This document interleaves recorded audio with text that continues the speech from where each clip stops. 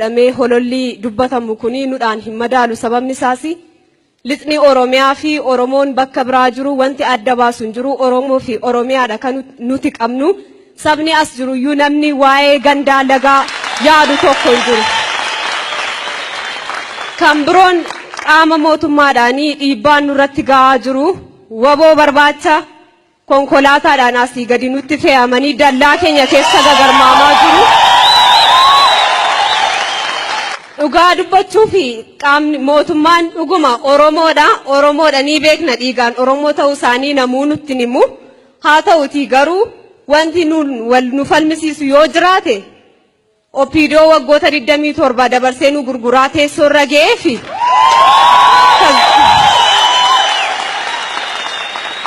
waboo bosona keessaanaaf jedhee dheebotee siniif jedhee warraas taa'ee jiru warra nu mariisisaa jiruuf jedhee dheebotee beela'e kana kan daggala sanatti gashee riqichatee Opiidoo maarraati. Sababii kanaati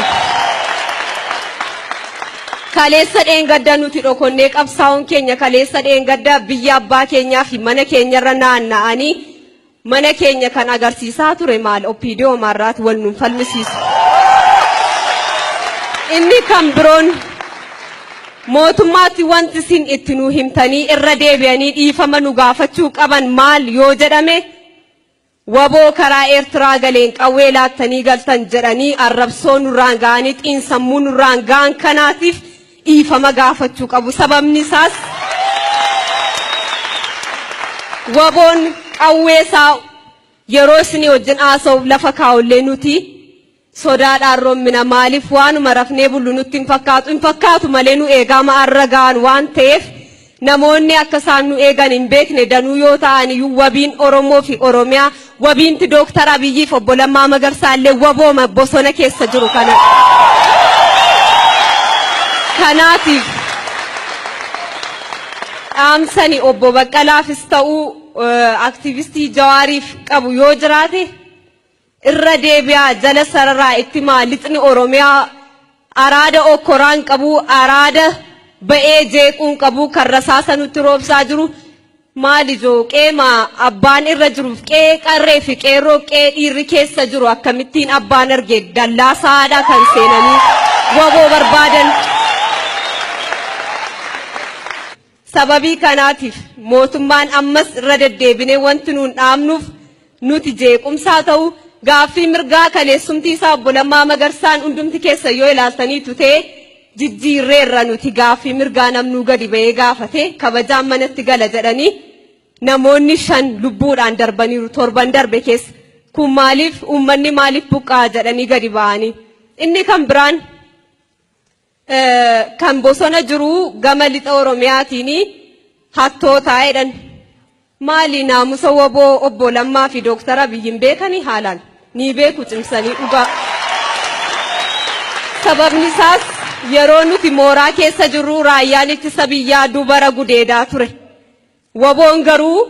bosona Oromiyaa fi Oromoo gidduu taa'ee naamusan agarsiisaa jiru. Haadholii dugdatti eelee baatanii deeman irraa yeroo inni fuudhee adeemu argaa guddanne nuti. Kanan beeknu.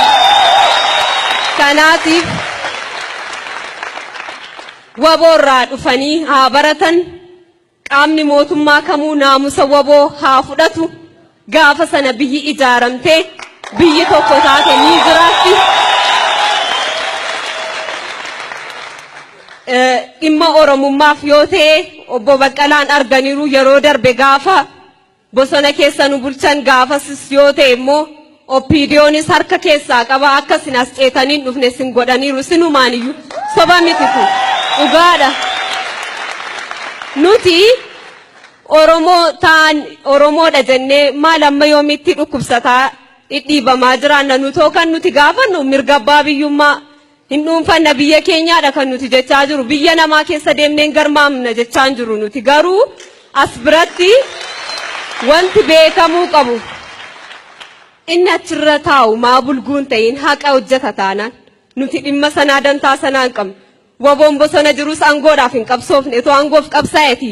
jaalmarroon sammuun ni baatu addunyaadhaaf kan inni madaalu kanaatiif inni beeku cimseenii beeka. Sanaaf addunyaa bulchuu namoota danda'an namoota biyyittii kanaaf dagalee ta'uu danda'an danuutu bosona keessa jira aangoon barbaadan dheebuu aangoon qaban nutis isaanis namni tokkoyyuu namni dheebuu aangoo qabu hin jiru haqatu dabeeraa ammayyuu haqni hin jiru ammayyuu jijjiiramni jiru jijjiirama biyyoota kan biraarratti ta'aa jiru teessoo isaaniif jecha 90 mana namaatti deddeebi'aa jiru mana ormaa ganda ormaa keessa labaa jiru yoom dhufan maali Dr. Abiy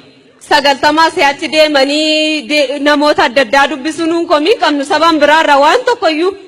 tokko Tigree haa ta'u Amaaraa ta'u Dabuubee haa ta'u nuti mirgi dhala namaa kabajamee walqixxummaadhaan walqixxaannee jiraannaa malee nama tokko Oromoo waan ta'eef soba dhugaa nuuf godhu yoom jenne nuti dhugaama keenya dhugaadha jedhanii jala sararanii haa dubbatan gaafas mootummaa jechuun duraan dursa baay'een